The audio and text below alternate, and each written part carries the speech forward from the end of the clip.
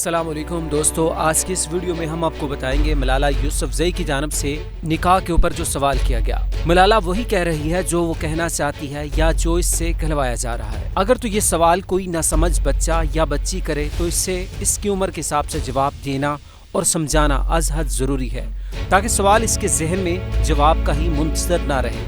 इस वक्त तक जब कोई शख्स इसे इस सवाल का जवाब अपनी मर्जी से दे और इसके नतीजे में इसकी जिंदगी का रुख ही बदल जाए, और अगर सवालिया अंदाज में शादी करने पर हैरत का इजहार करने वाली 23 साल जवान लड़की, जिसे आकिल, बालिग और तालीम याफ्ता भी कहें, क्योंकि वो कोई आम नहीं बल्कि पाकिस्तान के एक मुसलमान घराने में पैदा होने वाली लड़की मलाला यूसुफजई है, तो फिर जिस तरह मलाला ने कहा कि मुझे समझ नहीं आती कि लोगों को शादी क्यों करना पड़ती है।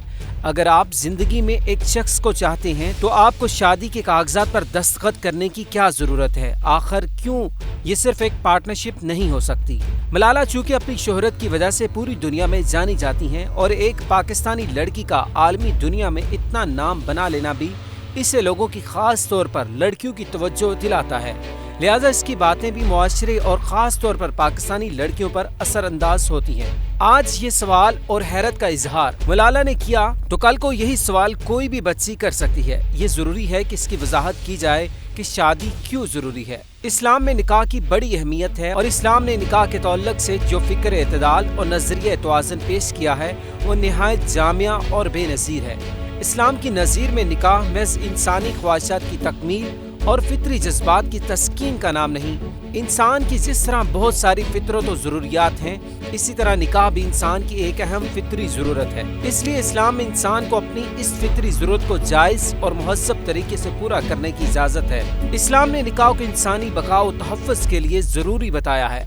इस्लाम ने तो निकाह को एहसास, बंदगी और शऊर जिंदगी के लिए इबादत से ताबीर फरमाया है। हुजूर अकरम सल्लल्लाहु अलैहि वसल्लम ने निकाह को अपनी सुन्नत करार दिया है। कुरान करीम के मुताले से मालूम होता है कि निकाह दीगर अंबिया कराम की भी सुन्नत है। किसी भी इस्लामी मुआशरे में मुसलमान तो क्या गैर मुस्लिमों ने भी निकाह पर सवाल उठाने की जरूरत नहीं की, क्योंकि मजहब के साथ साथ कोई भी मुहज़्ज़ब मुआशरा इस चीज की इजाजत नहीं देता कि दो मुखालिफ जिन्स के अफराद बतौर पार्टनर साथ रहते रहें। वो जिस्मानी तल्लुकात भी बनाएं और बच्चे भी पैदा करें, मगर निकाह के साथ नहीं, सिर्फ पार्टनर बनकर। हैरत है कि जब दो अफराद बतौर पार्टनर एक दूसरे के साथ जिंदगी गुजारना चाहते हैं तो फिर एक मजहबी और कानूनी तरीका मौजूद है, इसे क्यों नहीं फॉलो करेंगे? निकाह में क्या कबाहत हो सकती है? क्या दूसरे लफ्जों में आप नौजवान नस्ल को ये कहना चाह रही हैं कि आप भी ये आवाज बुलंद करें और ये गलत हरकत को अपना हक समझते हैं? अपने हुकूक के लिए आज दबे लफ्जों में तो कल सड़कों पर निकल आएं, जैसे कि हुकूक निस्वा के नाम पर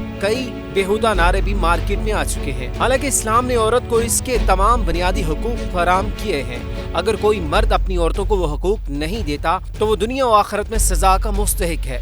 फिर भी एक तबका हर साल ये शोर मचाता है कि औरतों को हुकूक दें। हाँ, मजलूम औरतों की आवाज़ बुलंद करें, इन पर तशद्दुद के खिलाफ आवाज़ बुलंद करें, ज़्यादती के खिलाफ एहतजाज करें, विरासत में हिस्सा ना मिलने पर कानूनी रास्ता अख्तियार करें, मगर ये तरीका जिससे बेहूदगी का एक तूफान आ जाता है ये गलत है। बिल्कुल ऐसे ही मलाला ने वोग मैगजीन को शोहरत के लिए शायद ये समझ से बाला इंटरव्यू दिया है, क्योंकि दुनिया मामूल की बातें अब नहीं सुनती। इन्हें कुछ नया चाहिए, कुछ चटपटा और कुछ ऐसा चाहिए जिसे वो डिस्कस करें, और आपने तो हद ही कर दी। ना इस्लामी इक़दार का ख्याल किया, ना मजहब को देखा, ना पाकिस्तान की लाज रखी। निकाह पर उंगली उठाने के बाद ऐसा नहीं लगता कि मलाला का ताल्लुक इस्लाम से है या पाकिस्तान से है।